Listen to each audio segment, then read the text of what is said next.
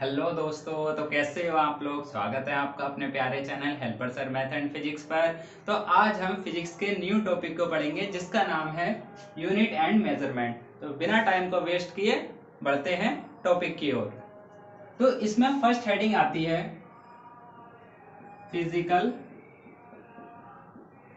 Quantity की। इसको short में PQ भी बोलते हैं। तो फिजिकल क्वांटिटी होती क्या है। देखिए, जितने भी घटनाएं या फिनोमिना फिजिकल वर्ल्ड में होते हैं वो सारे के सारे फिजिकल क्वांटिटी के अंतर्गत आते हैं। डेफिनेशन क्या होती है इसकी। दीज क्वांटिटीज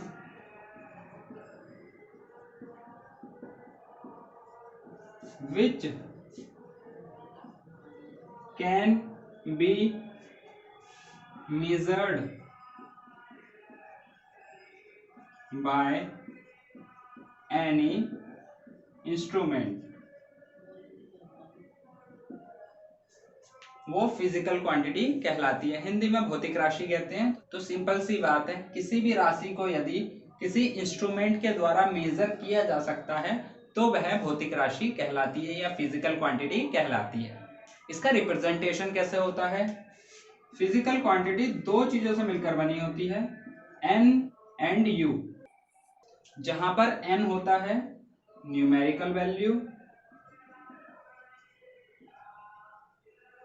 एंड U होता है यूनिट। अब इसका क्या मतलब है। जैसे मान लीजिए आपके पास 1 किलो चीनी है, 1 kg शुगर। तो यहां पर ये जो न्यूमेरिकल वैल्यू है ये N है एंड इसकी यूनिट किलोग्राम वो U है। अब इसको ही हम क्या लिख सकते हैं, 1000 ग्राम। तो यहाँ पर 1000 न्यूमेरिकल वैल्यू हो जाएगी, ग्राम उसकी यूनिट हो जाएगी। तो हमेशा फिजिकल क्वांटिटी में एक उसकी न्यूमेरिकल वैल्यू होगी, एक उसकी यूनिट होगी। ऐसा कुछ नहीं होता। जैसे मान लीजिए लिखा है 20, तो ये क्या चीज है कुछ नहीं पता है। अगर मैं इसी के आगे इसकी यूनिट लिख दूं, मीटर लिख दूंगा तो ये डिस्टेंस हो जाएगी। अगर इसी की जगह पर मैं किलोग्राम लिख दूंगा तो ये मास हो जाएगा। इसी की जगह पर अगर मैं लीटर लिख दूंगा तो ये वॉल्यूम हो जाएगा। तो unit is the most important to represent a physical quantity। अब ये 3 टाइप्स की होती है। कौन कौन से टाइप्स होते हैं चलिए बताते हैं। इसका फर्स्ट टाइप होता है फंडामेंटल क्वांटिटी। तो फंडामेंटल क्वांटिटी क्या होती है, सिंपल सी है ये भी। वे फिजिकल क्वांटिटी जो अदर फिजिकल क्वांटिटी पर डिपेंड नहीं करती हैं वो फंडामेंटल क्वांटिटी कहलाती है। डेफिनेशन क्या हो जाएगी, the physical quantities which do not depend on the other physical quantity are called fundamental quantity. सबसे सिंपल है। ये होती हैं 7 टाइप्स की। कौन कौन सी होते हैं। फर्स्ट होती है length, second mass, third time, fourth electric current, fifth luminous intensity and six temperature and seventh quantity of matter.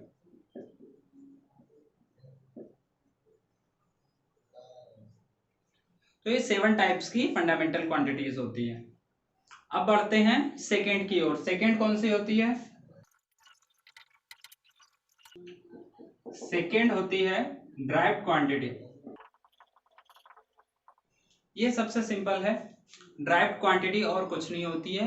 Way physical quantity जिन्हें फंडामेंटल क्वांटिटीज में कन्वर्ट किया जा सकता है या उनके टर्म्स में लिखा जा सकता है, तो वे सारी की सारी ड्राइव्ड क्वांटिटी कहलाती है। डेफिनेशन क्या हो जाती है?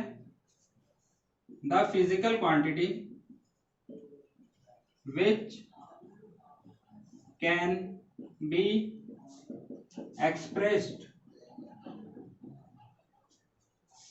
In terms of fundamental quantity, तो वे ड्राइव्ड क्वांटिटी कहलाती हैं। एग्जाम्पल के लिए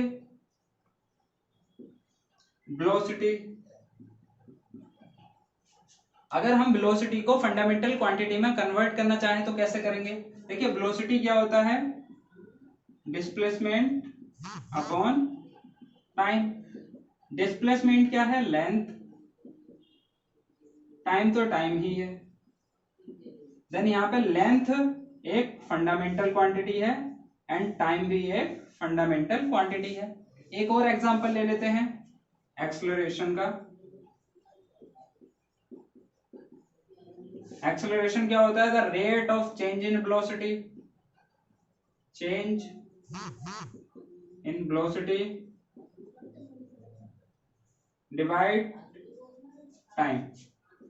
change in velocity del v, time del t। Then velocity को अभी हमने निकाला, वो फंडामेंटल क्वांटिटी होती है।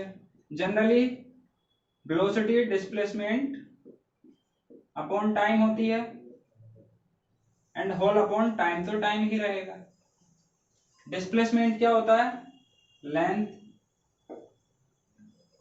टाइम भी टाइम रहेगा एंड होल अपॉन में टाइम। तो देखिए लेंथ भी एक फंडामेंटल क्वांटिटी है, टाइम भी एक फंडामेंटल क्वांटिटी है। कुल मिलाकर हमने एक्सेलरेशन को फंडामेंटल क्वांटिटीज में कन्वर्ट कर दिया, इसलिए ये एक ड्राइव्ड क्वांटिटी में आती है। बहुत सारी हो सकती हैं, ये तो जितनी भी क्वांटिटीज होंगी वो सारी की सारी जिन्हें कन्वर्ट किया जा सकता है फंडामेंटल क्वांटिटीज में, वो ड्राइव्ड क्वांटिटी कहलाती है। लेकिन फंडामेंटल क्वांटिटी केवल 7 होती है। अब पढ़ते हैं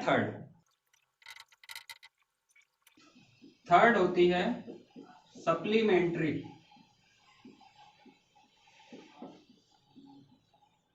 क्वांटिटी।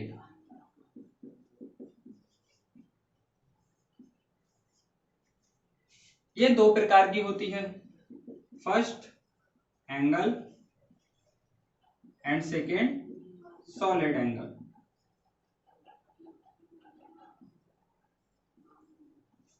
इसको प्लेन एंगल भी बोलते हैं।